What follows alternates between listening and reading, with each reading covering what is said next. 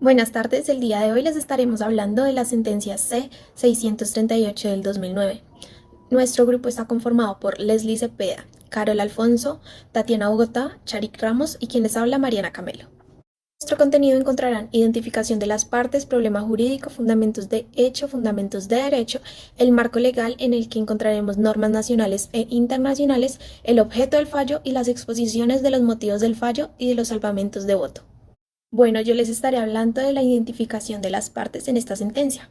Como magistrado ponente tenemos al doctor Nilson Pinilla Pinilla, como demandante tenemos al señor Jesús Alfonso Rodríguez Camargo, quien fue secretario general de la Cámara de Representantes, y como demandado tenemos al presidente de la República, quien en su momento era Álvaro Uribe Vélez.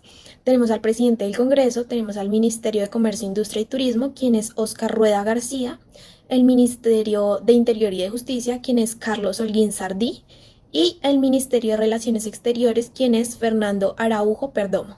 Bueno, este convenio tiene por objeto contribuir a la eficacia de la cooperación entre autoridades judiciales de distintos países en materia civil y comercial, facilitando el envío y ejecuciones de cartas rogatorias. Además, tiene como propósito general ofrecer a los ciudadanos y personas residentes de los estados signatarios mecanismos que simplifiquen la práctica de pruebas en casos que involucran personas, bienes y o legislaciones de distintos estados. Ahora vamos a hablar sobre el problema jurídico y por qué se dice que es exequible o inexequible esta demanda inconstitucional.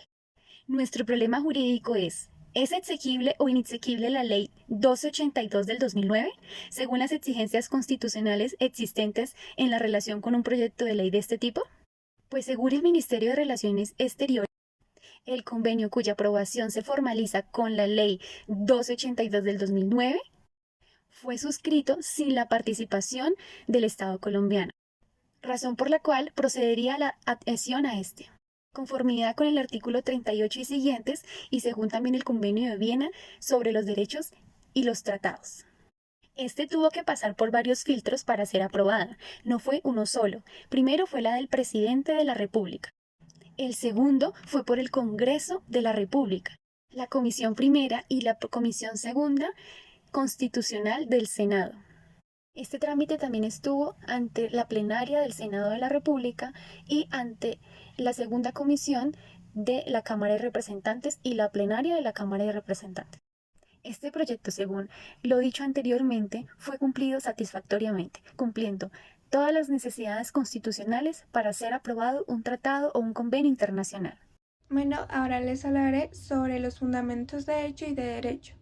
Los fundamentos de hecho son que el convenio fue suscrito por Colombia de manera válida y conforme a los principios del derecho internacional. La ley aprobatoria cumplió con los requisitos formales exigidos por la Constitución de Colombia. El convenio tiene por objeto contribuir a la eficacia de la cooperación entre autoridades judiciales de distintos países en materia de derecho civil y comercial, facilitando el envío y ejecución de cartas rogatorias, siendo su propósito general el de ofrecer a los ciudadanos y personas residentes de los estados signatarios mecanismos que simplifican la práctica de pruebas en casos que involucren personas, bienes y o legislaciones de distintos estados. El convenio no vulnera ningún derecho fundamental consagrado en la Constitución. El convenio fue aprobado mediante la Ley 282 del 2009. Y como fundamentos de derecho, el convenio respeta el principio de soberanía nacional al establecer que la ejecución de las cartas rogatorias se realizará de acuerdo con las leyes del Estado requerido. En la intervención del Ministerio de Comercio, Industria y Turismo, riñe con una disposición constitucional y que por el contrario resulta útil al mejor cumplimiento del artículo 29 superior, relativo al debido proceso y a la posibilidad que las personas tienen de presentar pruebas dentro de las actuaciones judiciales en que sean parte. También el convenio facilita la obtención de pruebas en el extranjero, lo que contribuye a la administración de justicia y a la. Ahora bien, pasando a la parte del marco legal de la sentencia, empezamos con el marco nacional, en el cual en la 126 de la Constitución Política de Colombia, en el que se establece que el Estado promoverá la cooperación internacional para el fortalecimiento de la justicia. También está la Ley 1282 de 2009, la cual aprobó el convenio sobre la obtención de pruebas en el extranjero en materia civil o comercial, suscrito por Colombia el 23 de noviembre de 2007. En el marco legal internacional de la sentencia encontramos los siguientes instrumentos: el convenio sobre la obtención de pruebas en el extranjero en materia civil o comercial. Este convenio es un instrumento multilateral que fue adoptado en el Haya el 18 de marzo de 1970. Tiene como objetivo facilitar las pruebas en el extranjero en materia civil y comercial. Esto, ¿cómo se logra? Mediante la cooperación entre autoridades judiciales de los estados. También está la Convención de Viena del 23 de mayo de 1969. Esta convención establece normas generales sobre la interpretación, aplicación y celebración de los tratados internacionales. Ahora les hablaré sobre el objeto del fallo. Bueno, la Corte Constitucional declaró exequible la ley aprobatoria en su integridad, tras analizar su contenido formal y material. Entonces, en el análisis formal, la Corte Constitucional verificó que la ley aprobatoria cumplió con los requisitos formales establecidos por la Constitución, como lo son que fue aprobado por el Congreso de la República, tuvo sanción presidencial y la promulgación por el Gobierno Nacional. Por otro lado, en el análisis material, la Corte Constitucional la analizó y encontró que no vulneraba ningún derecho fundamental de la Constitución. En particular, la Corte Constitucional consideró que el convenio respeta el principio de soberanía nacional al establecer que la ejecución de las cartas rogatorias se realiza de acuerdo con las leyes del Estado requerido.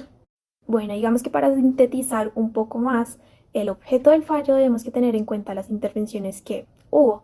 Entonces tenemos como primera intervención el Ministerio de Comercio, Industria y Turismo, en el que explica que el convenio resulta útil al mejor cumplimiento del artículo 29, que es el que tenemos por acá, que nos indica el debido proceso y la posibilidad de que las personas tienen a presentar pruebas dentro de las actuaciones judiciales donde son parte.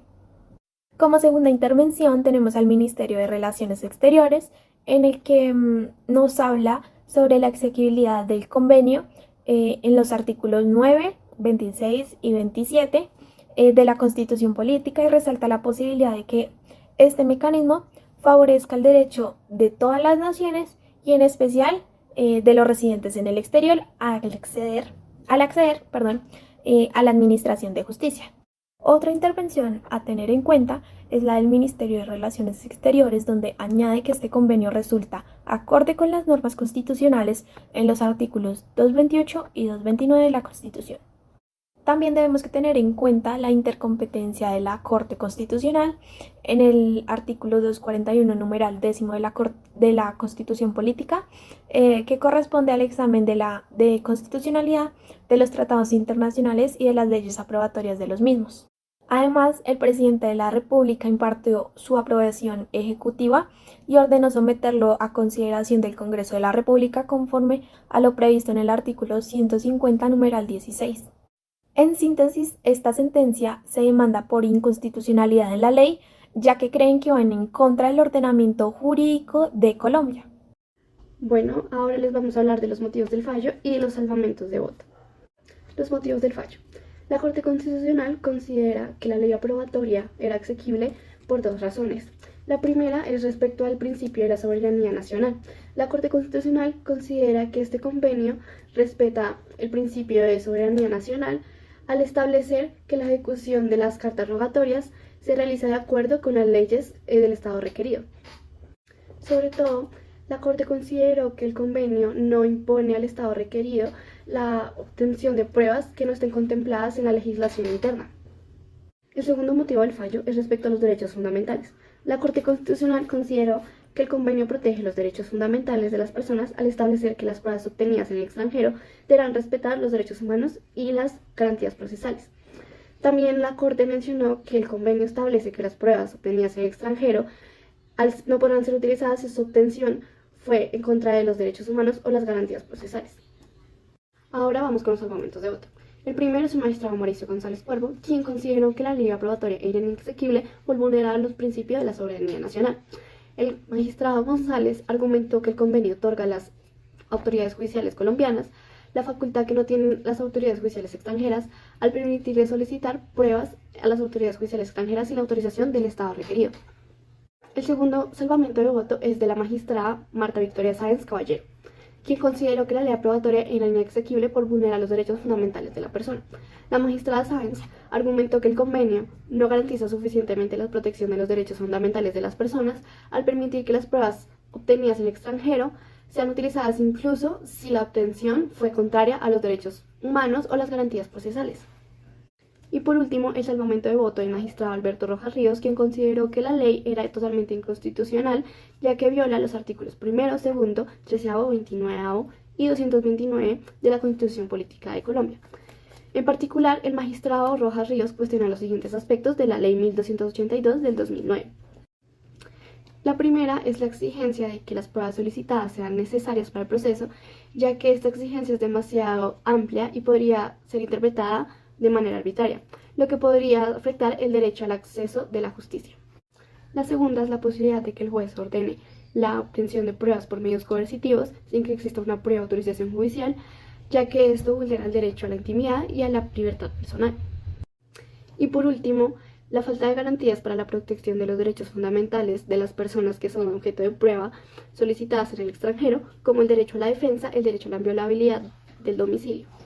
Como conclusión, el magistrado Rojas Ríos consideró que la ley 1282 del 2009 es un instrumento que podría ser utilizado para vulnerar los derechos fundamentales de las personas, ya que no establece suficientes garantías para protegerlos.